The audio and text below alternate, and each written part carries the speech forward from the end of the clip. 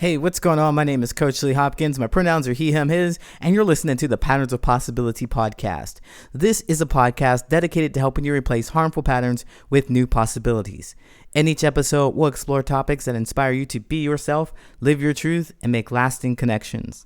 In this episode, we're going to talk about how to change your toxic friend. That's right. I highly recommend that you try and change people. Okay. Well, now you know that's satire. Well, maybe. I don't know. Listen to the episode and find out. I'm going to tell you a way that you can change your toxic friend for the better. Are you ready? Let's go.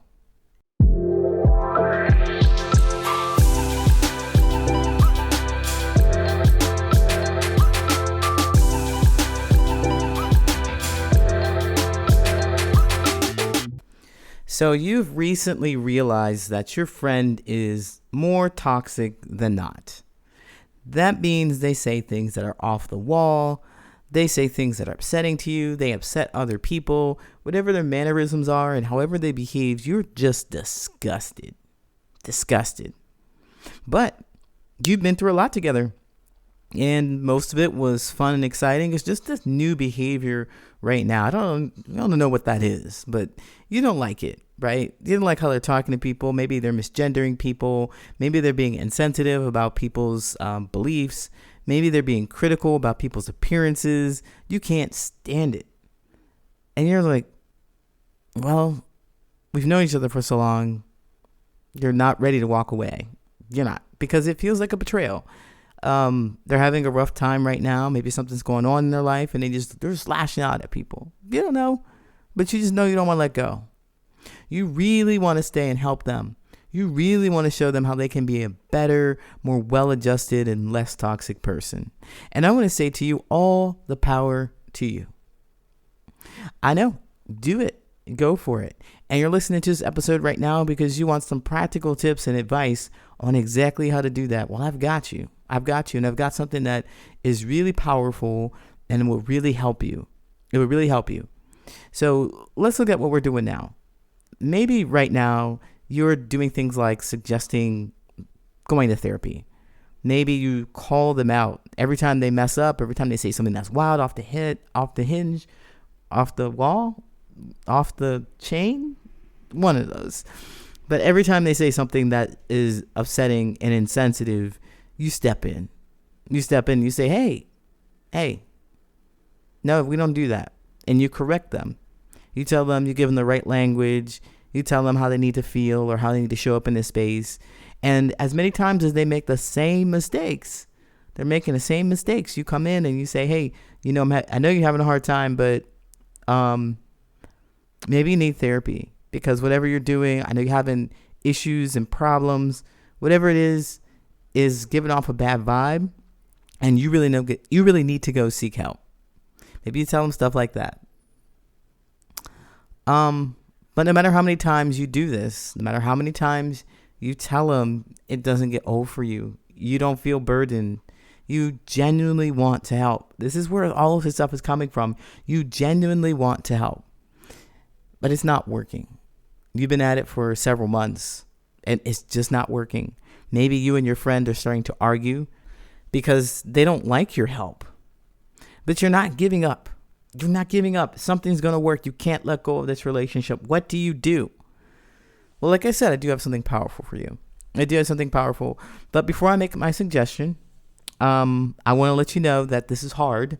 This is not easy. Okay. Going out here changing people. If we could change people in an instant, we could just say, hey, you need to be different. And they listened to us. They actually opened up their ears and they said, you know what, Brian, you know what, James, you know what, Jimmy, you know what, Angela, I don't know who's listening, but I just listed off some names here.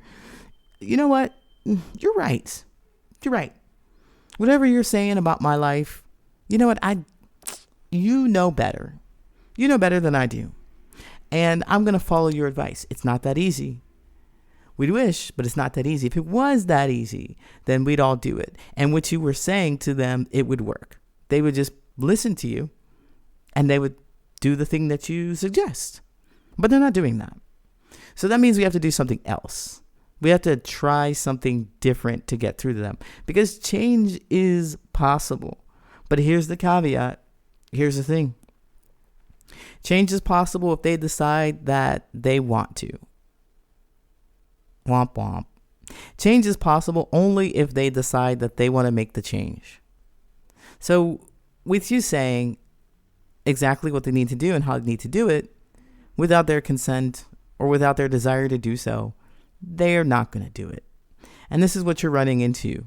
If you're telling people what to do or how to be, they are likely going to push back because it's not comfortable. We all want to be our authentic selves. We all want to live our truths. No matter how offensive it might be for you or someone else, we want to express ourselves fully.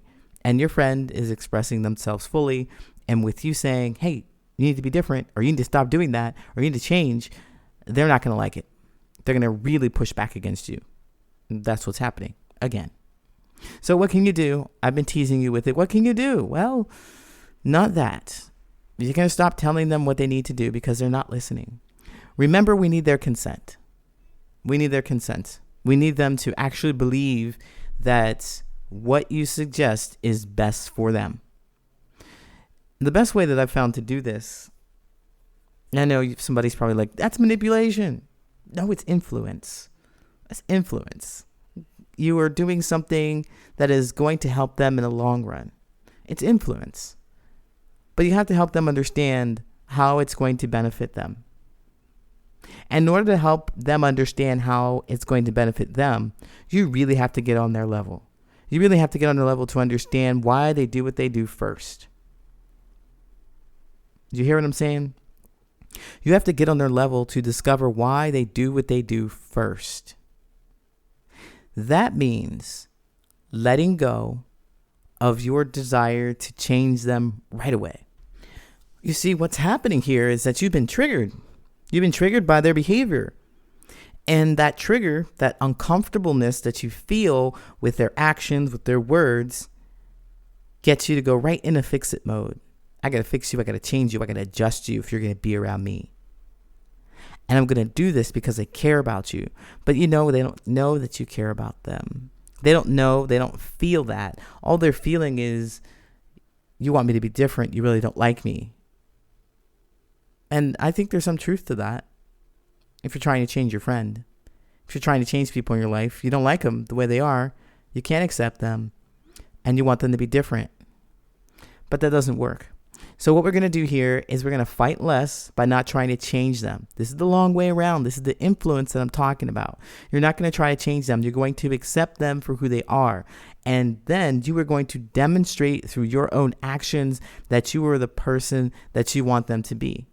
So no more telling them this is what you need to do and how you need to do it. You are just going to be that person who does it. If you want them to be more accepting of other people, just say that's their thing. They're rude. They're intolerant. They criticize. They judge people. If you want them to be a person who does not do that, then you also need to be a person who doesn't do that. Really, think about it. How does it look when you criticize them for criticizing another person? You tell them that they can't criticize other people, but you can criticize them. That's not a great demonstration. That's not influence. That's not going to influence them. It sounds a lot like, do as I say, not as I do. And I'm better than you. Ooh. Now, we established that you want to help. But listen to what I just said. Think about that. Do as I say, not as I do. I'm better than you. That's how you come across, and they're not likely to change. They're not likely to change. They're going to dig their heels in and they're going to fight you. So make an effort to stop your own triggers and then show that you accept them and demonstrate that you like them. And once you get to a level where you're certain that they feel comfortable with you, then you can ask them. You can ask them if they would like some feedback or thoughts about their behavior. Otherwise, it's not getting through to them.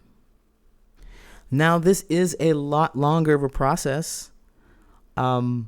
and it requires high emotional intelligence and lots of patience on your part. But this is the way to create that lasting change that you're looking for.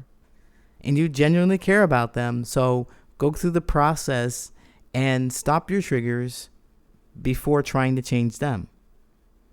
And if you can't accept or tolerate their behaviors, then it's really time to do some introspective work. And I want you to ask yourself, why is it so important for you to change this person? And what would happen if you let go of this relationship? Do you think things will be okay? Will they be okay? Do you want to feel more included at work or make a close friend to share your deepest thoughts and secrets with? In my 12-week coaching program, you will get step-by-step directions on exactly how to do that. And no, you're not going to learn to be interesting, entertaining, or outgoing because that's not authentically you. You will get powerful skills to overcome the fear of being misunderstood, judged, or laughed at so you can say what you really want to say. And if you don't know how to start the conversation, don't know what to talk about, or don't know where to find people that want to listen to you, this program is for you. You are going to learn strategic vulnerability. It's a powerful skill where you will discover your authentic self and set boundaries so that you can remove toxic relationships from your life and never open up to the wrong person again. Between now and the end of the year, I have room available for just a few new clients to join my VIP coaching program. If you want to start your new year off with the skills to make more meaningful relationships, then don't wait to make this change. Apply at the link in the show notes. Now it's time for your listener letters. If you'd like me to give you actionable steps to create more meaningful relationships with something that's happening with you in your life, you can write me at patternsofpossibility@gmail.com and I might read it here on the show. I don't know if anyone else can relate or have been in a similar situation, but recently I've found around mid-October, I voiced to one of my friends how their actions on what they say or what they do affects our friendship. You know, like making plans or forgetting about my plans, or when they're frustrated about life or if something I did irritated them, they resort to lashing out. For example, when I ask if we could hang out, they always turn me down because they're busy. But I see them hanging out with others. And they told me, well, what makes you think you're so important that you need my attention? Or when I shared how I'm starting to feel like an afterthought friend because they make time for everyone else, but they don't make time for me, they said, well, I can drop friends. I've dropped friends in the past for being toxic, and I can do the same with you. So after this talk where I voiced my concerns, I didn't hear from them for 2 days. And they said they went clubbing and they forgot to respond. Then they said they will be busy for the upcoming week and then they're going to go on a 3-week trip. For me, after this talk, I feel like they're not happy. Even though we had this talk about our friendship, it's been almost 3.5 weeks now. We haven't spoken since, and they're traveling. But honestly, not speaking to them for this long of a period, I feel nothing. And when people ask me about this friend or if I'm going to hang out with them, I don't feel anything either. I still consider them a friend and I'm looking forward to them coming back and catching up. But I'm not sure if we subconsciously checked out of this friendship or not due to us not talking for a while. What are your thoughts?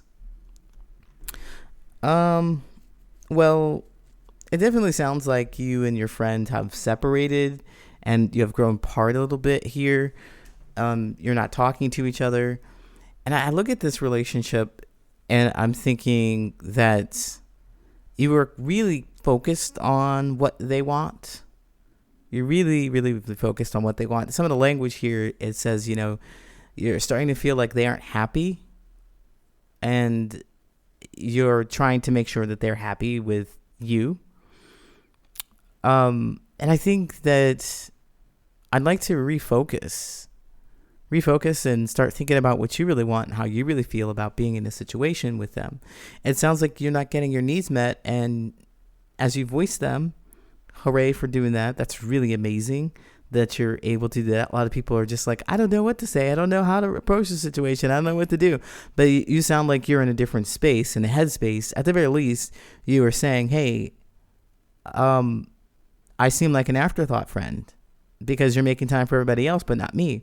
And then they give you a response that is very dismissive of your feelings, saying, I can drop toxic friends.